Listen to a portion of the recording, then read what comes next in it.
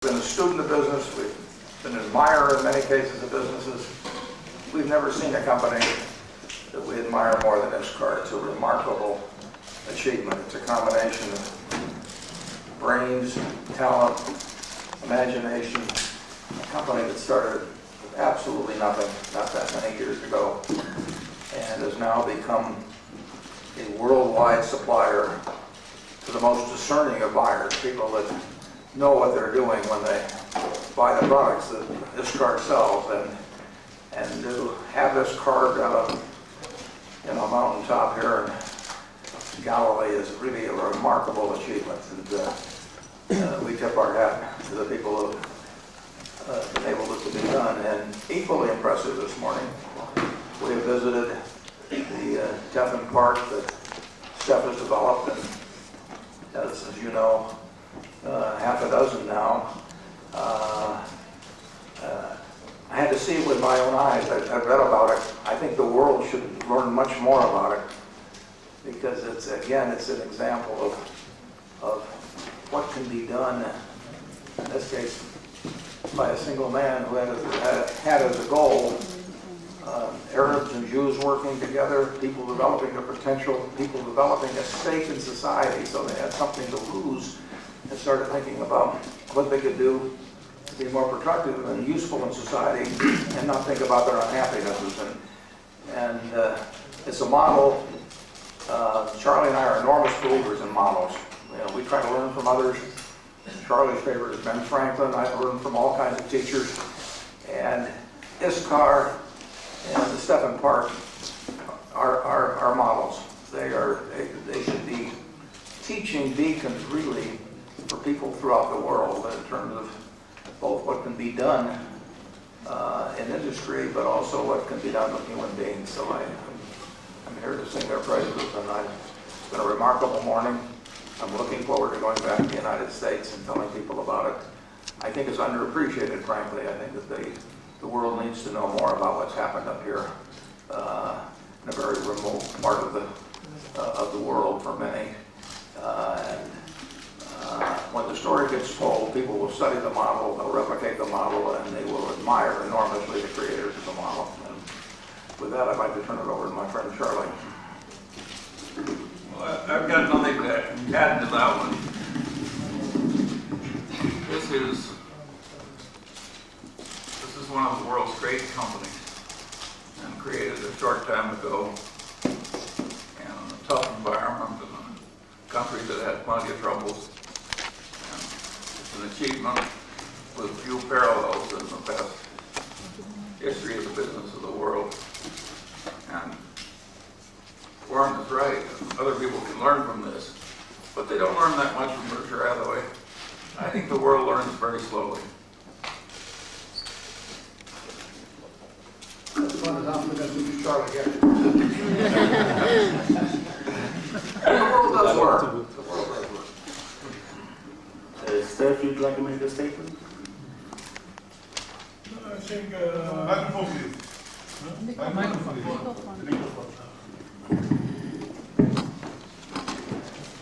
I'm very happy to see all the news people here, and I want to thank Mr. Buffett for allowing me to explain about my part.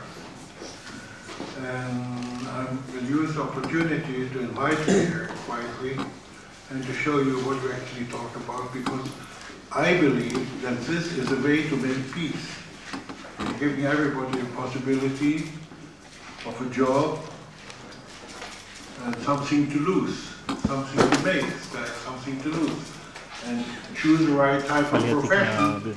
So these people would choose the right profession, they would know how to stay here, earn here, and be happy here, instead of learning all kinds of general things in school and not knowing what to do later, and at the end being some kind of a bum. Thank you for coming, and thank you Mr. Buffett for helping me and to get this message through. Thank you. Okay, first question. have generally 40 minutes of questions, and we have you, sir. Very Austin from Wynet. Mr. Buffett, I would like to know what is your impression from the Israeli economy in general, not only here in Iskar, but what you saw and what you know from general knowledge, and what you think about the Israeli economy and its condition right now? Because I'm not in a good position to judge that, frankly. I've been here, what, 24 hours or so, and 26 hours, I'm corrected. And my knowledge, I mean, obviously we made the decision to put $4 billion into an Israeli-based company. We have never, at Berkshire, I think that's the first company outside the United States that we've ever invested in as an entire business as opposed to just owning stock in it. So, it wasn't that we had anything against the rest of the world, but we made a very strong affirmative decision. We were happy about it when we made it, or we wouldn't have made it. We're even happier the day before we came here, and now that we've seen it, we're deliriously happy. That this is a remarkable business. It happened in Israel, you know, in a relatively new country, and not in terms of its total history, but as an independent state. It happened against the odds. I mean, if you'd said 40 years ago, you know, as a little company starting in the northern part of Israel, going to become a valued, trusted, important supplier to virtually every major industrial company throughout the world, the auto companies, the aircraft companies, all that. It's you know, they are depending on Iskar and their products, and the products they sell every day. So I would say that we have demonstrated an enormous vote of confidence in what we regard to be as a remarkable company, and we think that being in Israel, frankly, is a huge plus in terms of the talent pool from which they draw. I mean, you know, you have hundreds of people here that are doing something every day that Eitan can't do by himself, Stef can't do by himself, Jacob can't do by himself, but they've drawn fabulous talent. And many, many years ago, Tom Murphy, a good friend of mine on the board of Berkshire, he said, Warren, he said, bet on brains. And we've done that ever since. And when we bought it, we bought that we bet on brains. And this is a great place to find brains.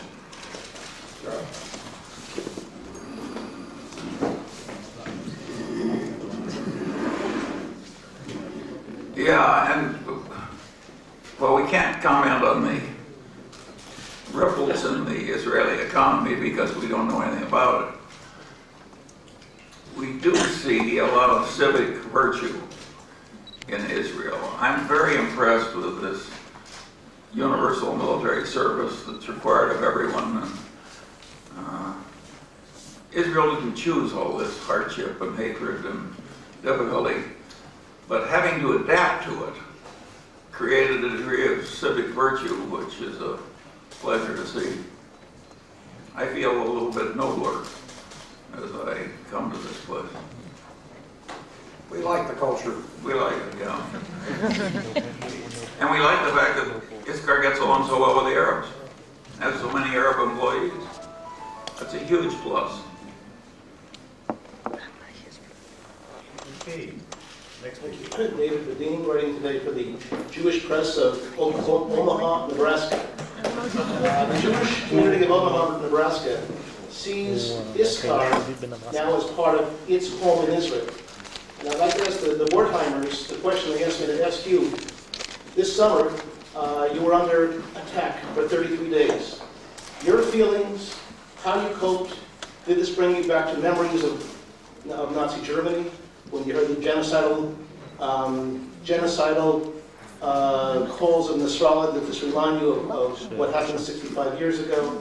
Your feelings.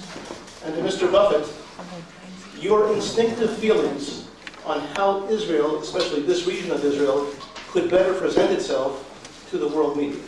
Thank you. Yeah, well, we were talking about that a little bit at lunch because both Iskar and the industrial parks really are an untold story. And it's a dramatic story, it's a commanding story. If I were a journalist, I would be wanting to tell this story in an effective way. I don't think in the United States that it's an, I should say I think it's an unknown story. And it's so much better than the stories that I see generally on television. So I'm hoping that some journalists, particularly broadcast journalists in the U.S., because it's a visual story too. You want to be up here. You want to be over at the park. So I am hoping, and I think it will happen, I'm hoping that they pick up on both stories in the United States and that these stories become better known, because it's a model, it's a story about Israel. And I find American Jews that don't know much about it. And if that's the case, that's a tragedy. I mean, American Jews should be very, very proud of what's happening over here in this respect. And the whole United States can learn from good models, and you can't have a better model. So I'm hoping, and I hope that Berkshire can be helpful on that, actually. I hope that if I write about it, and we talk about it at the annual meeting, I hope people pick up on it, and I think they will. To the word to Mr. Stef Wertheimer about your feelings of what happened and whether this reminded you of your youth. האם זה הזכיר לך את הילדות שלך בגרמניה הנאצית? האם זה הזכיר לך את האיום הנאצי? האם זה מזכיר לך את הילדות שלך בגרמניה הנאצית? No, just the contrary.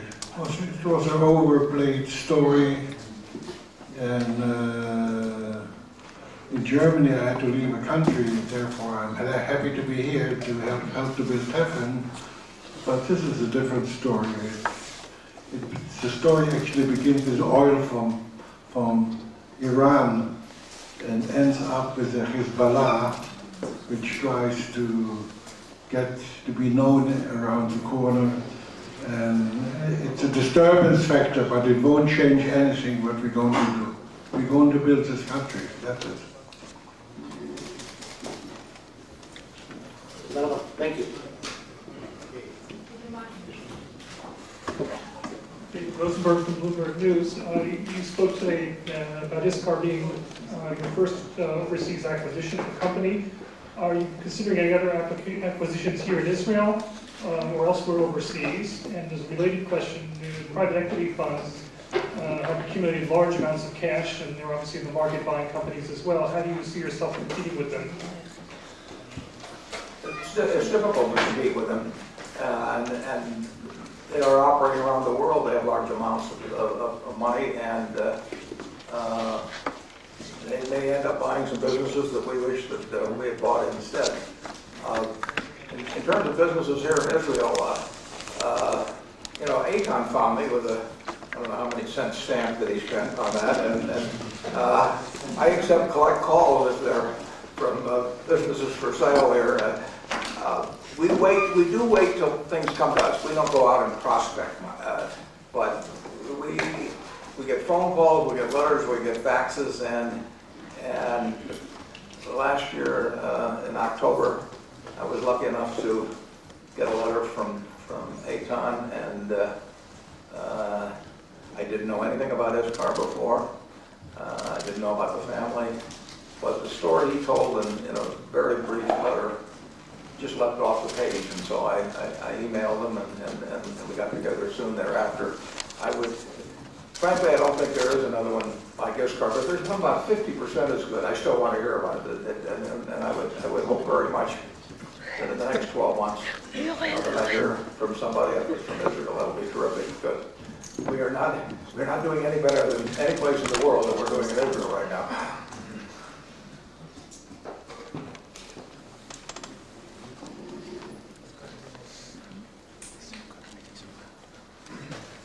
I think we have an advantage over the leveraged buyout funds. There's a certain class of buyer, of seller, that loves the business more than they love anything else. And those are the people that sell to us. And those are the people we want to join us. We have two, We have an advantage with a small class of people, but it tends to be the best class of people. So we like it, our lot that we've been giving them up. we have two members of the Blomkin family here.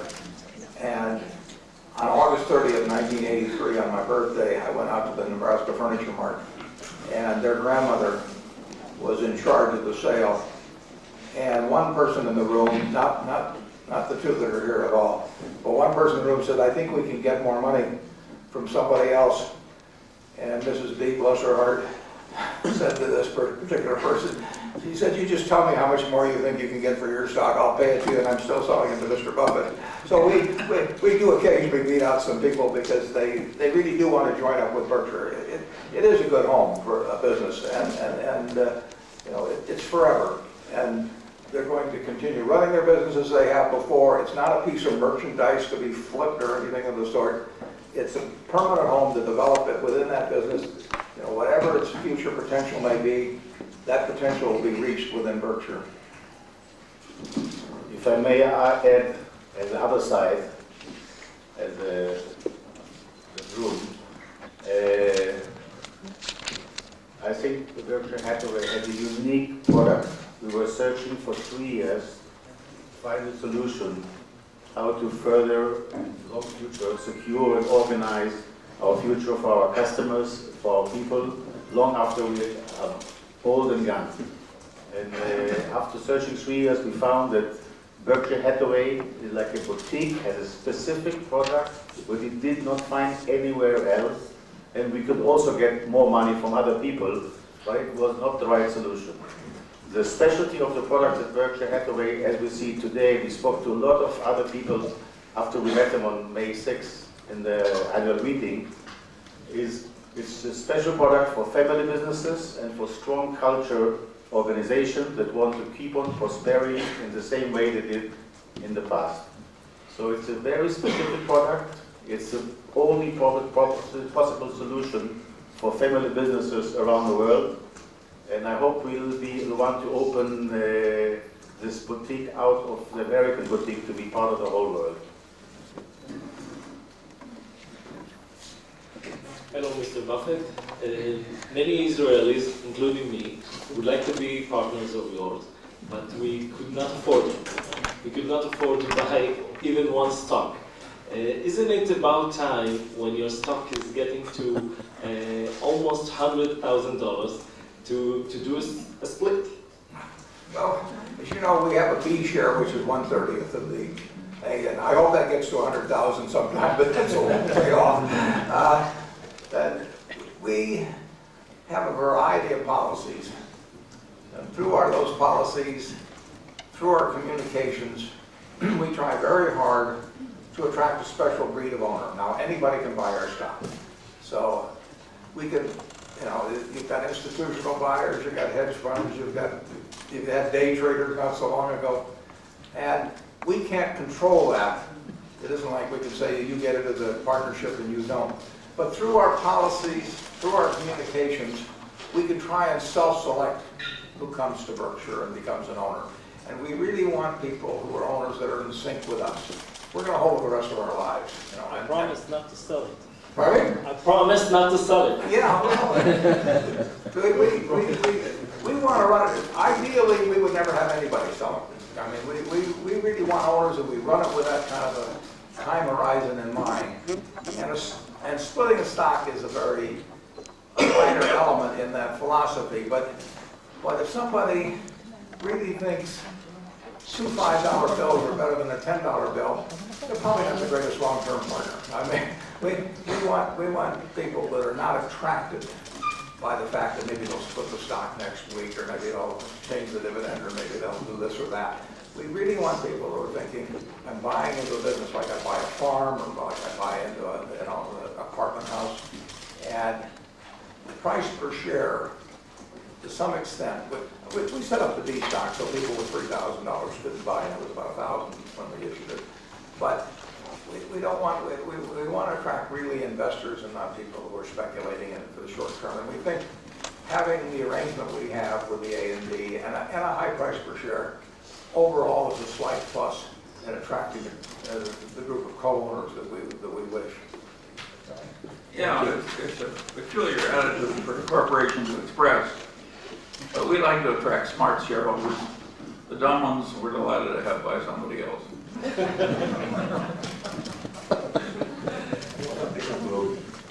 During the war, do you have second thoughts?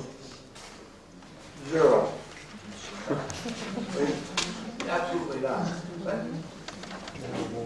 There can be things that will happen month to month in any of our businesses, but we are here forever. And, obviously, if you buy into an Israeli-based company, you run the risk you're going to see some headlines from time to time, and events will happen that are very tough on the people there. We're the lucky ones. But Ishtar is going to be here forever. Berkshire is going to be here forever. Israel and the United States are going to be here forever, and we have no doubts about that.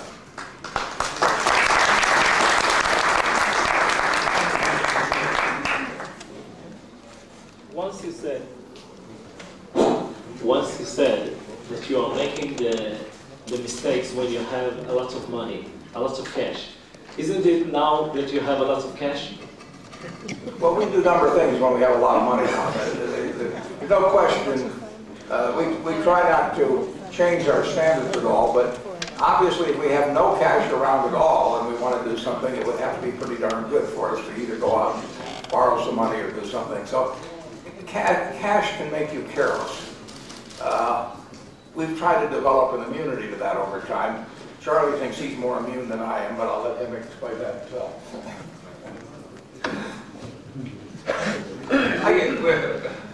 I think we're better at other people at doing nothing. It's a good talent. We try to outdo each other in doing nothing. Lisa Odenheimer from Bloomberg News. Some economists believe that the U.S. Economy will be slipping into a recession later this year or next. Do you believe that the economy will slip into recession? It may surprise you, but I have no idea. And it really is important to us in terms of what we do at Berkshire Hathaway. If I live another 20 years, which gets more problematic all the time, I'm 76 now, but there will be a couple of recessions. And it really doesn't make any difference from the standpoint of what I do every day, whether they occur in the 3rd year, the 8th year, next year.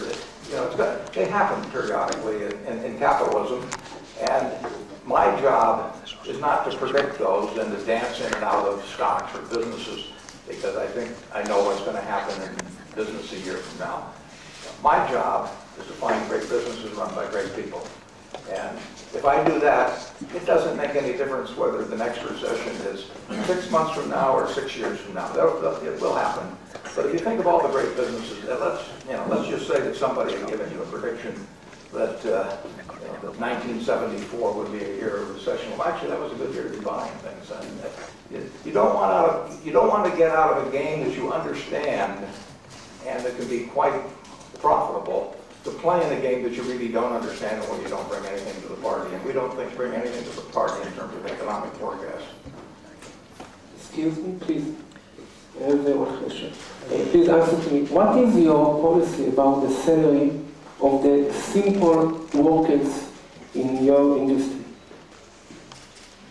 I didn't quite get that either. What is your policy in salaries for the regular workers?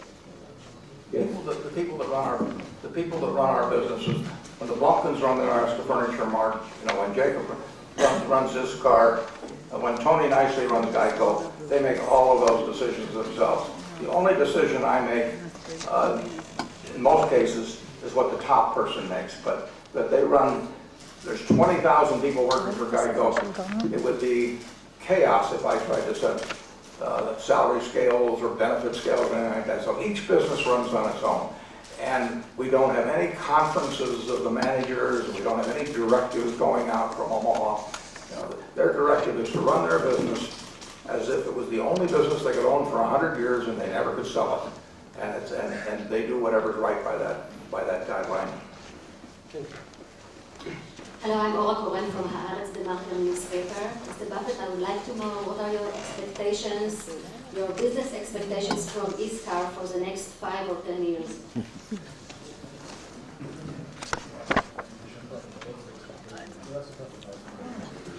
Well, what we'd love to do is just have them keep doing what they've been doing because they do something better every year. We looked around at machinery today that was new, that outmoded machinery a year or 2 or 3 years ago, and products that obsoleted products of a few years earlier. This is an organization of innovation, of great attentiveness to what is best for their customers, and that will lead to good things. Exactly what day or what month specific things happen is exactly what given moves are taken. You know, you couldn't have predicted 30 years ago what would have happened with this car in the ensuing 30 years. And all we know is that the same people that have made good things, very good things happen in the past, are going to be in charge of things in the future. And we will have pleasant surprises over that time. But we don't set little guidelines. We don't mail out. We don't solicit budgets from our operating companies. We don't ask them to make projections or promises of any sort. We just expect them to do what they've done in the past so extremely well.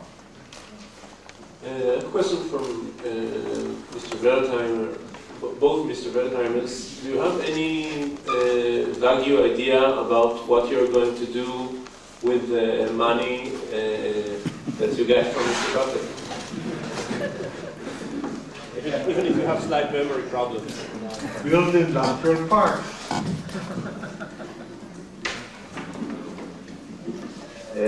Money there either to do good to people or to make a new industry. We don't have any expertise in managing money, and we like to stay within our frame of abilities and specialty. And the only specialty we have is industry. So it's going back to industry, to make industry, and that's where we came from, that's what we love, and that's what we feel pretty good at doing. So it's coming back to industry.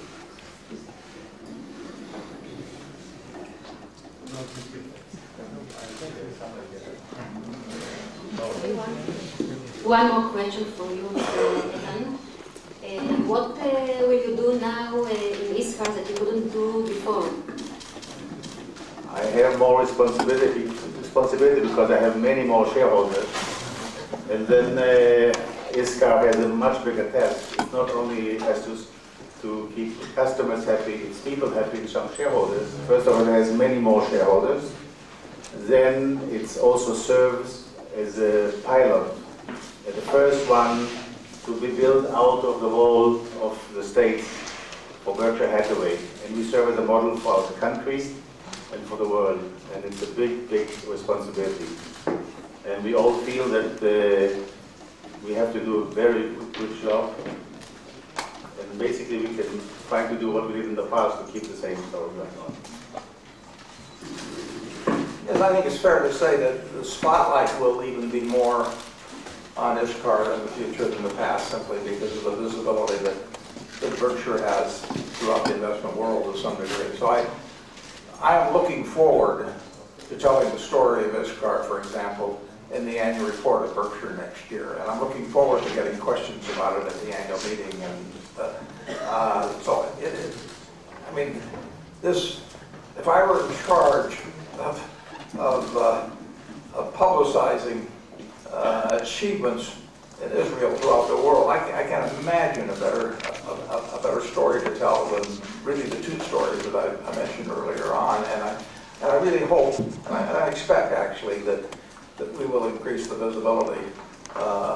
And people are going to be following ISCAR this year, next year, 5 years from now, 10 years from now, that really wouldn't have had their eye on it otherwise. And I think that's going to be all to the good of the company. I think our shareholders are going to do fine, and frankly, I think it's going to be very good for Israel.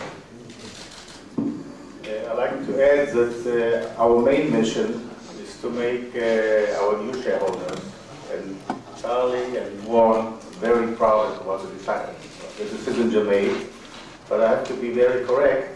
I learned from Stef that the main job of a manager is not to disturb anybody.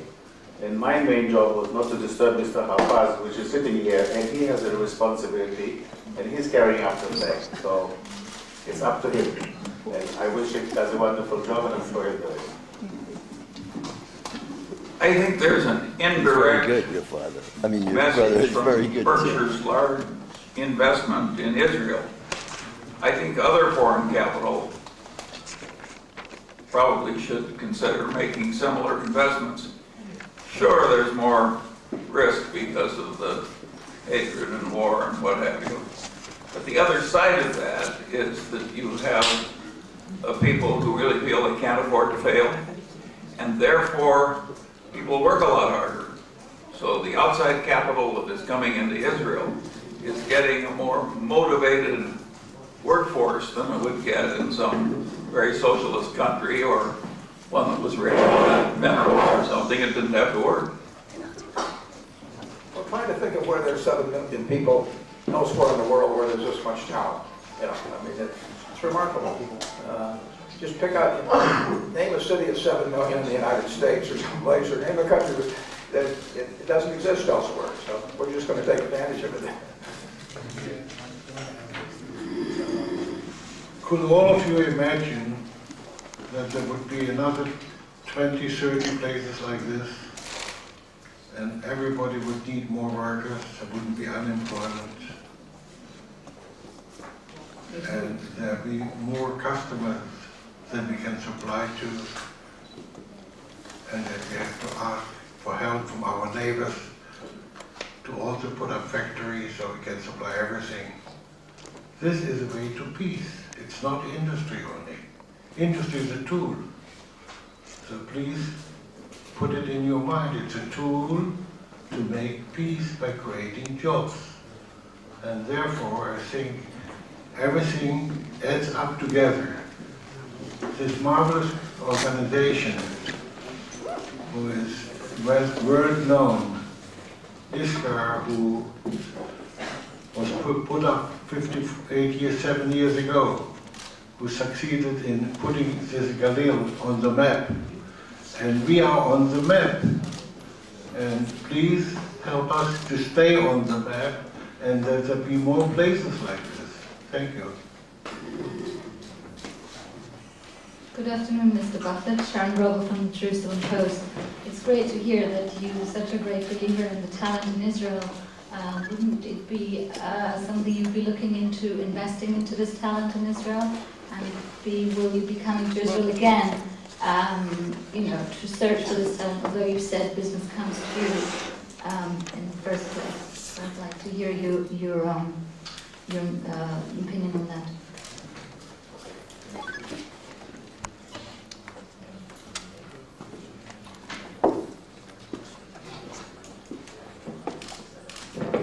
Well, as I mentioned, we really react to people getting in contact with us.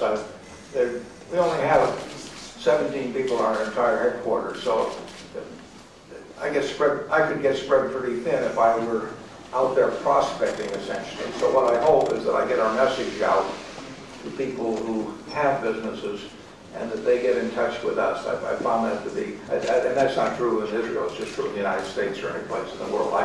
So I don't do what you call prospecting, but I do respond very quickly to any offers or initiatives on the part of other people. So I would love it if I hear from somebody. Now, one of our subsidiaries, it was totally by accident, and I didn't even know anything about it. One of our subsidiaries, a farm equipment company called CTV, happened to make an acquisition in Israel almost at exactly the same time that the ISCAR announcement was made. So our subsidiaries do look around in their own fields for things they can add on to their own operations.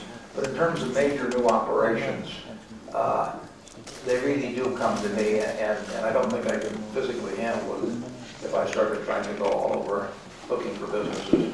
So you would again buy a company without seeing it? Yeah, I do that. Yeah.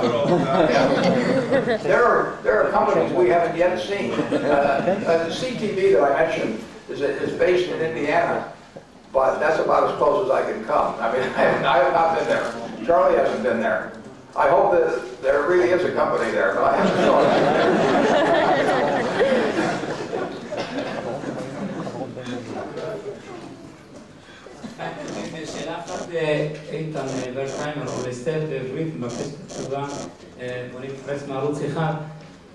שאלה, האם אחרי שהמר באפט והפמליה ביקרו כאן במפעל, אתם באמת הייתם רוצים שהמפעל החיים הזה שבניתם ב10 אצבעות יעבור לאנשים כאלה? והשאלה השנייה, נפגשתם בבוקר יחד עם העובדים. האם העובדים הביעו איזשהו חשד או היו מוטרדים מהעתיד? אם תוכל לגלות לנו. תודה. א', אני לא יכול לדבר בשם של החבר'ה, אבל אני חושב שהחבר'ה פגשו איש מאוד מעניין, מאוד חיובי, מאוד דומה לסטף בצורת חשיבה ובצורת גישה. ואני חושב שהם התעוררו למצוא יש להם שותף מאוד נחמד וראו אותו לבד בעיניים שלהם. לנו היה חשוב שהחבר'ה יראו לבד, ישאלו שאלות וירגישו את זה לבד. וזה תשמע מה החבר'ה לבד. אני חושב שאנחנו מאושרים, אני מדבר בשם של סטף ושלי ושל יתר משפחת ורטהיימר, שהם גם שותפים פה. אנחנו מאושרים שיש לנו כזה שותף. אנחנו מקווים לנצל את ההזדמנות ולהשתמש בקשר הזה, בחוט הזה, ולעשות עוד הרבה דברים. וכמו שסטף אמר, להתרכז גם ולפתח ולקדם את גני התעשייה. כי זה מה שבסוף ישנה את האזור. מפעל אחד זה טוב, אבל יש פה הרבה מאוד גבעות ריקות, שאפשר כל גבעה לעשות עוד עסקה ועוד גני תעשייה ודברים יותר מוצלחים. הרבה יותר טובים גם יום אחד שיגדלו פה, ואני מאחל שיגדלו פה הרבה דברים טובים. זה דבר חיובי, זה דבר שזורם, ותראה לבד מי האיש, ותרגיש את זה גם בלי להבין אנגלית. I agree with that.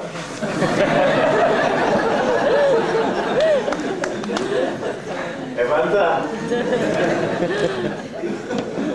Mr. Buffett, good afternoon to you. Jonathan Saul from Reuters. I have a question for you. I wonder if you see the investment climate as being more attractive inside or outside the US? And are there any geographical areas that are off base to you around the world? Well, we have more money by far, of course, invested in the United States than any place else. I mean, we bought businesses there over the years. We bought some big investments in stocks. But we really have no strong bias. Obviously, we understand the tax laws a little bit better in the United States than elsewhere. We understand the securities laws a little bit better. We may have a little bit better notion of the culture than some places. But we're very open to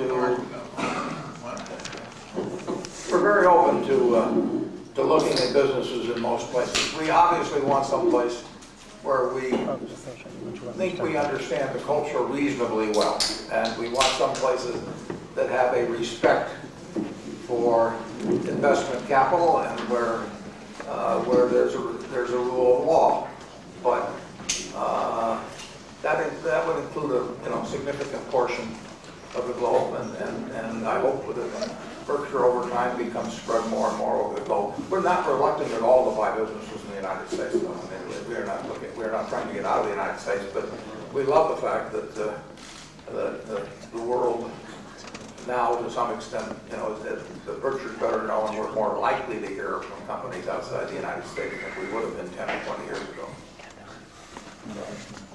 Would you say that's more a sense of a sea change in your thinking, or is it just given the dynamics of the global environment?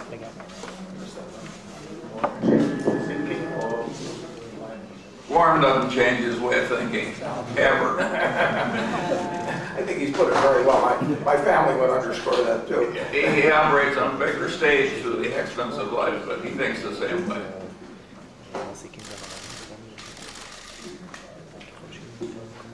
Effie Meir, TV channel. Can you, Mr. Buffett, give me as an average Israeli little tip for the first billion?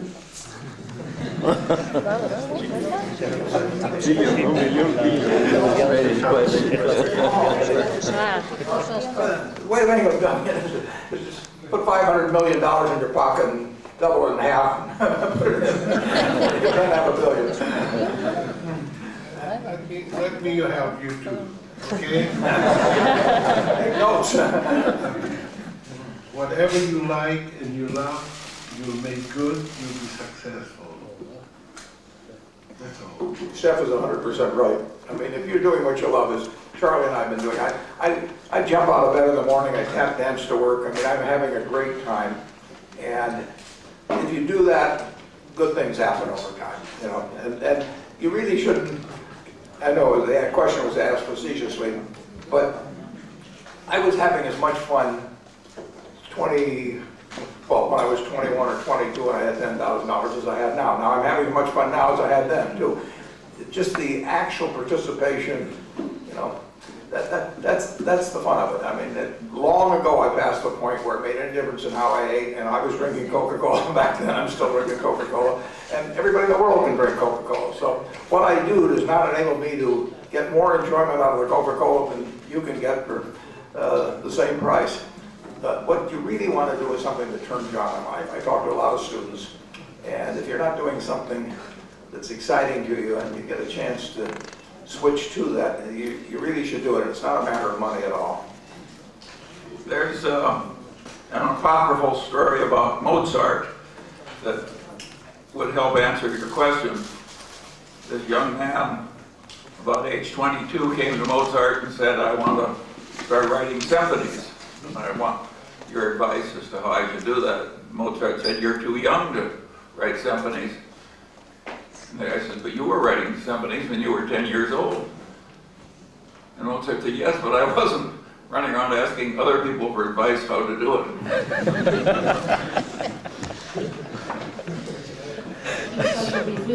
It's a good one.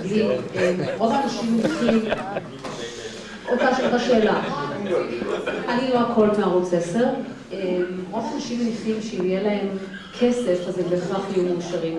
אתם, ורטהיימרים, מסכימים עם ההנחה הזאת? כן.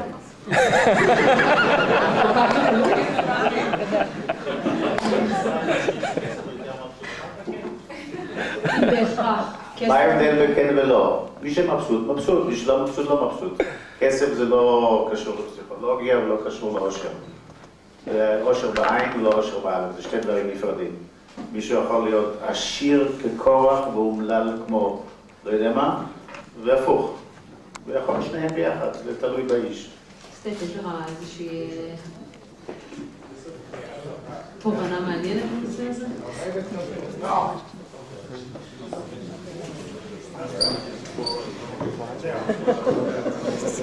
Mr. Buffett, do you have an answer for this question?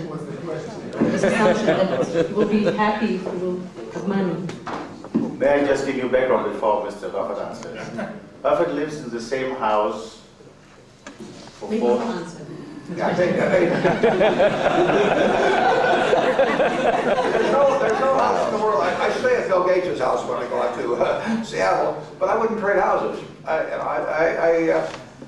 have my children were raised there. I have great memories about it. I like the neighbors. I like the neighborhood. I like being 5 minutes away from the other. How can I make my life any better than it is? Now I could spend more money, but there is nothing in life, you know, that can be bought that I don't that I want in any way, shape, or form.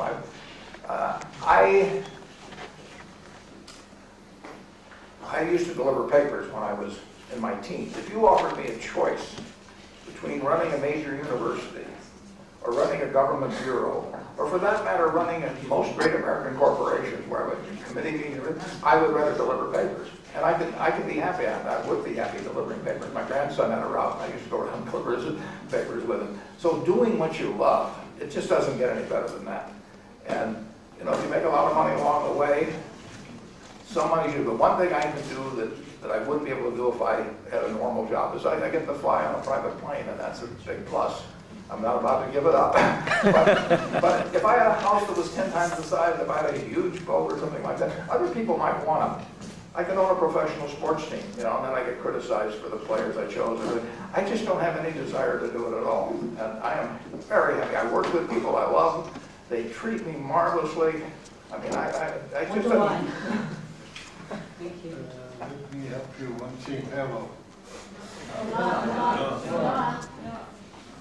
You know, if you read about him, The word creativity he says the is same the thing most every important single word. time. He's so It goes consistent. back that you have to feel that you are able to do something which you like to do.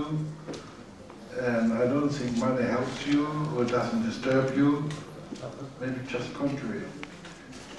What if if you love it, it will love you on every level. So the word creativity and relations with people are the key to most things in the world. Thank you. Charlie and I get to paint our own painting every day, and painting your own painting is a lot of fun. Hello, I'd like to know, since you acquired this car, did you have any other suggestions from Israeli companies in the last few months? Since you acquired this car, did you have any other suggestions from Israeli companies? Did other Israeli companies address you?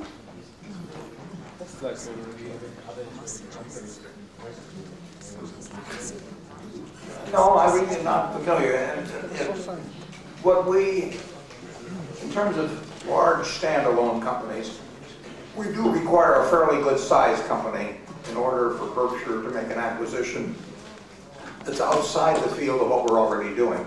Now, smaller companies that fit within the companies we already have, we would love to have.